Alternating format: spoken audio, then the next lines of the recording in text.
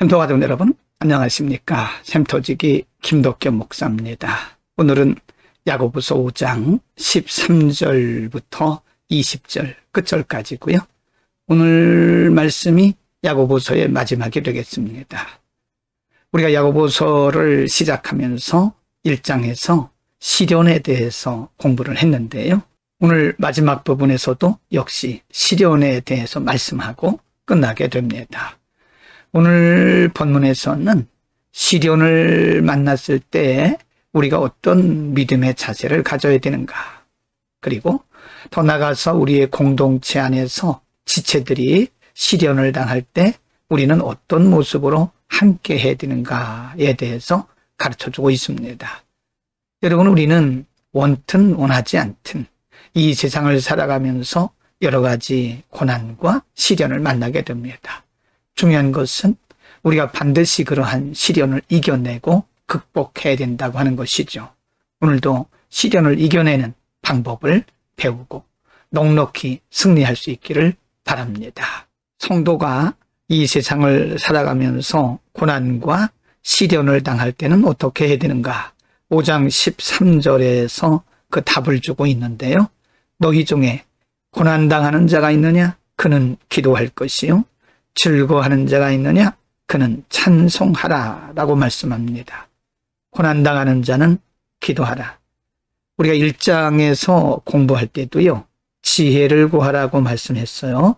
의심하지 말고 지혜를 구하라. 그 역시 기도하라는 말씀이죠.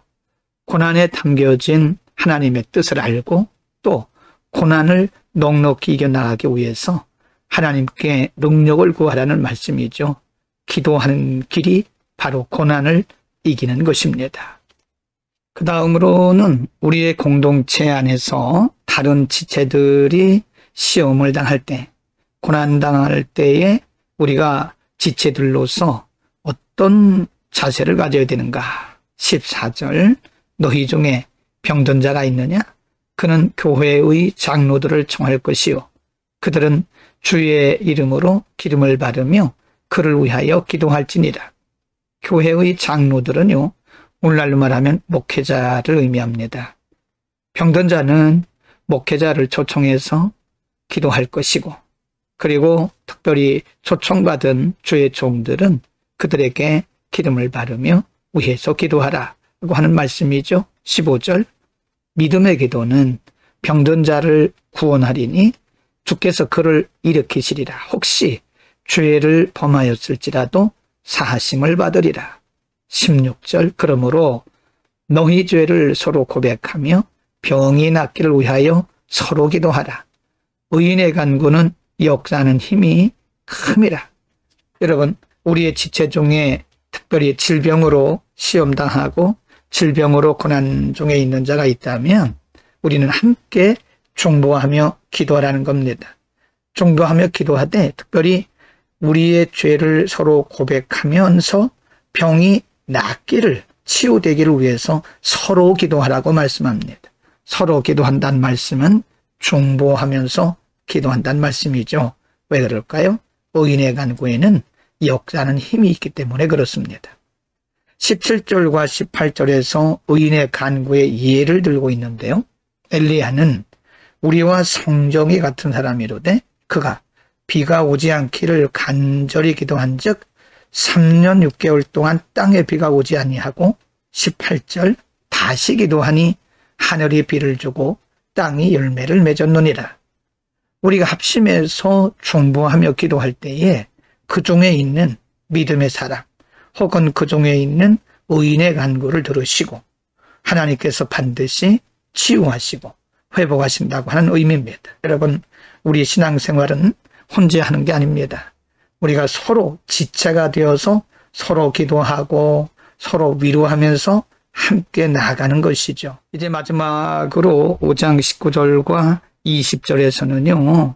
진리에서 떠난 자, 혹 이들을 우리는 이단에 빠진 자라고 말할 수 있겠죠. 19절, 내 형제들아, 너희 중에 미혹되어 진리를 떠난 자를 누가 돌아서게 하면 20절, 너희가 알 것은 죄인을 미혹된 길에서 돌아서게 하는 자가 그의 영혼을 사망에서 구원할 것이며 허다한 죄를 덮을 것임이라. 진리에서 떠난 자, 미혹되어서 진리를 떠난 자를 돌이키게 한다면 그것은 바로 죄인을 미혹된 길에서 돌아서게 하는 자일 것이고 영혼을 사망에서 구원한 것이나 마찬가지다라고 하는 말씀을 하고 있습니다. 우리 주변에도 보면 하나님의 말씀에서 떠나서 이단에 빠진 자들이 있고요. 그리고 이단이 아닐지라도 잘못된 생각과 자기 사상에 빠져서 믿음을 떠난 자들이 있습니다. 우리는 그런 자들을 정죄하고 비난하고 판단할 것이 아니라 주의 이름으로 그들을 잘 설득하고 또 위에서 기도하고 그들을 돌이키도록 도와야 된다고 하는 말씀입니다.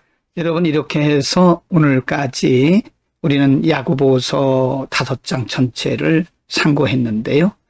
1장을 공부하면서 서론에서 말씀드렸듯이 야고보서는 믿음을 위해서, 믿음을 지키기 위해서 사방에 흩어졌던 성도들을 위로하고 격려하기 위해서 주신 말씀입니다. 믿음을 지키기 위해서 많은 환난과 고난과 위험과 위기를 만나고 있는 성도들에게 그것을 시험 또는 시련, 지련이라고 말씀하면서 반드시 이기라고 말씀하고 있습니다. 물론 우리가 시련을 이기는 것은 우리의 힘과 우리의 능으로 되는 것이 아니죠. 그래서 지혜를 구하라고 말씀했고요. 믿음으로 끝까지 인내하라고 말씀하신 겁니다. 우리가 이 세상을 살아나가노라면 우리 중에 한 사람도 예외 없이 여러 가지 다양한 고난과 시련을 만나게 됩니다. 그러나 시련이 시련으로 끝나는 것이 아니라 그러한 시련을 통해서 우리의 믿음이 더욱더 성숙되고 또 든든해지고 하나님과 가까워지고 그러면서 우리 자신을 내려놓고 하나님의 온전한 사람으로 만들어져가는 과정이죠. 우리는 과정을 믿음으로 인내하면서 넉넉히 잘 이길 수 있기를 축복합니다. 기도하겠습니다. 걸어가신 우리 아버지, 우리에게 야고보서를 통해서 우리가 이 땅에 살아가는 동안에 어떻게 믿음으로 이기고 승리할 것인지를 가르쳐 주셨습니다. 하나님의 말씀이 우리의 삶의 현장에서 언제나 기준이 되게 하시고 기억나도록, 그리고 그 말씀을 잘 적용해서 날마다 승리하도록 성령님 기름 부어 주옵소서. 예수 그리스도의 이름으로 기도드립니다. 아멘.